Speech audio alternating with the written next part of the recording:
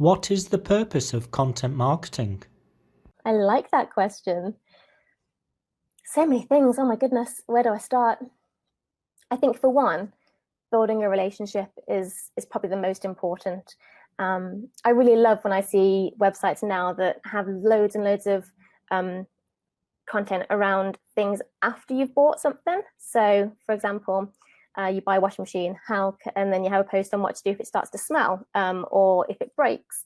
That sort of proves to the audience that you're not just there to take their money, you're there to have a relationship, and then that will lead them to come back to you and maintain that relationship. So I think first and foremost, it's about building relationships and reinforcing that you're a trustworthy brand and why you're the best choice for them. I think content's a great way to back up things like category pages that are very conversion focused.